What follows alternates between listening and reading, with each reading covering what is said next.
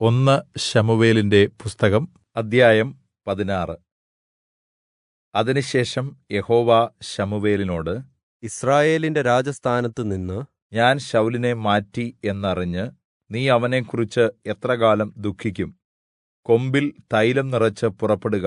ഞാൻ നിന്നെ ബേത്ത്ലേഹേംകാരനായ യിശ്ശായിയുടെ അടുക്കൽ അയക്കും.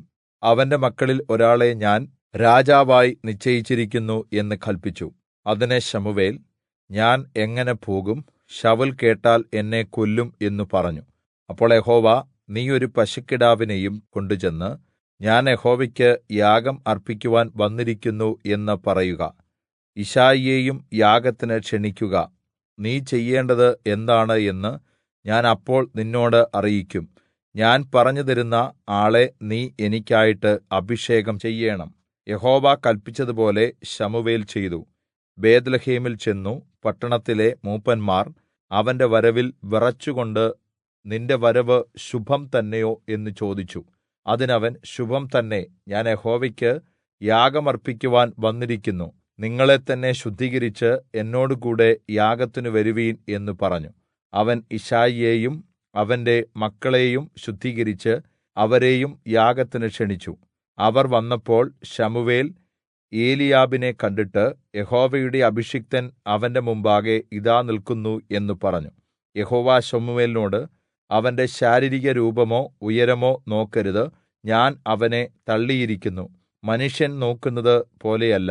മനുഷ്യൻ പുറമെ കാണുന്നത് നോക്കുന്നു, യഹോവയോ ഹൃദയത്തെ നോക്കുന്നു എന്ന് അരുളിച്ചെയ്തു. പിന്നെ യിശ്ശായി അബീനാദാബിനെ വിളിച്ച് ശമൂവേലിന്റെ മുമ്പിൽ വരുത്തി. അപ്പോൾ ശമൂവേൽ, യഹോവ ഇവനെയും തിരഞ്ഞെടുത്തിട്ടില്ല എന്ന് പറഞ്ഞു. പിന്നെ യിശ്ശായി ശമ്മയെയും വരുത്തി. ഇവനെയും യഹോവ തിരഞ്ഞെടുത്തിട്ടില്ല എന്ന് അവൻ പറഞ്ഞു.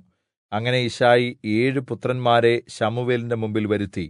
എന്നാൽ ശമൂവേൽ യിശ്ശായിയോട്, യഹോവ ഇവരെ തിരഞ്ഞെടുത്തിട്ടില്ല എന്ന് പറഞ്ഞു. നിന്റെ പുത്രന്മാർ എല്ലാവരും ഇവിടെ വന്നോ എന്ന് ശമൂവേൽ ചോദിച്ചു. അതിനവൻ, ഇനിയും ഏറ്റവും ഇളയ പുത്രൻ ഉണ്ട്. അവൻ ആടുകളെ മേയ്ക്കയാകുന്നു എന്ന് പറഞ്ഞു. ശമൂവേൽ യിശ്ശായിയോട്, അവനെ ആളയച്ച് വരുത്തുക. അവൻ വന്നിട്ടല്ലാതെ നാം ഭക്ഷണം കഴിക്കുകയില്ല എന്ന് പറഞ്ഞു. ഉടനെ അവർ അവനെ ആളയച്ച് വരുത്തി. എന്നാൽ അവൻ പവിഴനിറമുള്ളവനും സുന്ദരമായ കണ്ണുകൾ ഉള്ളവനും കോമളരൂപം ഉള്ളവനും ആയിരുന്നു. അപ്പോൾ യഹോവ അരുളിച്ചെയ്തത്, എഴുന്നേറ്റ് ഇവനെ അഭിഷേകം ചെയ്യുക. ഞാൻ തെരഞ്ഞെടുത്തവൻ ഇവൻ തന്നെയാകുന്നു എന്ന് കല്പിച്ചു. അങ്ങനെ ശമൂവേൽ തൈലക്കൊമ്പെടുത്ത് അവന്റെ സഹോദരന്മാരുടെ നടുവിൽവെച്ച് അവനെ അഭിഷേകം ചെയ്തു. യഹോവയുടെ ആത്മാവ് അന്നുമുതൽ ദാവീദിന്മേൽ വ്യാപരിച്ചു. ശമൂവേൽ എഴുന്നേറ്റ് രാമയിലേക്ക് പോയി. എന്നാൽ യഹോവയുടെ ആത്മാവ് ശൌലിനെ വിട്ടുമാറി. യഹോവ അയച്ച ഒരു ദുരാത്മാവ് അവനെ ബാധിച്ചു. അപ്പോൾ ശൌലിന്റെ ഭൃത്യന്മാർ അവനോട്, ദൈവം അയച്ച ഒരു ദുരാത്മാവ് നിന്നെ ബാധിക്കുന്നുവല്ലോ. അതുകൊണ്ട് കിന്നരവായനയിൽ നിപുണനായ ഒരുവനെ അന്വേഷിപ്പാൻ തിരുമനസ്സുകൊണ്ട് അടിയങ്ങൾക്ക് കല്പന തരണം. എന്നാൽ ദൈവത്തിൽ നിന്ന് ദുരാത്മാവ് തിരുമേനിമേൽ വരുമ്പോൾ അവൻ കൈകൊണ്ട് വായിക്കുകയും തിരുമേനിക്ക് ഭേദം വരികയും ചെയ്യും എന്ന് പറഞ്ഞു. ശൌൽ തന്റെ ഭൃത്യനോട്, കിന്നരവായനയിൽ നിപുണനായ ഒരുവനെ അന്വേഷിച്ചു കൊണ്ടുവരുവീൻ എന്ന് കല്പിച്ചു. ബാല്യക്കാരിൽ ഒരുവൻ, ബേത്ത്ലേഹേംകാരനായ യിശ്ശായിയുടെ ഒരു മകനെ ഞാൻ കണ്ടിട്ടുണ്ട്. അവൻ കിന്നരവായനയിൽ നിപുണനും ധൈര്യശാലിയായ യോദ്ധാവും വാക്ചാതുര്യമുള്ളവനും കോമളനും ആകുന്നു. യഹോവ അവനോടുകൂടെ ഉണ്ട് എന്ന് പറഞ്ഞു. അതുകൊണ്ട് ശൌൽ യിശ്ശായിയുടെ അടുക്കൽ ദൂതന്മാരെ അയച്ചു.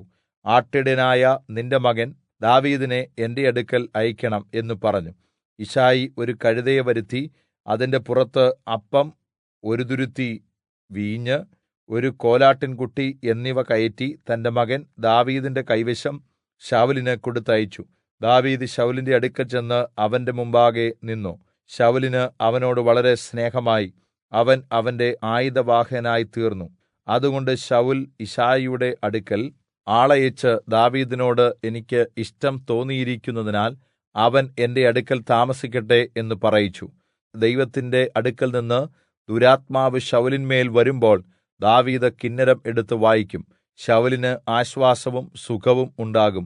ദുരാത്മാവ് അവനെ വിട്ടുമാറും.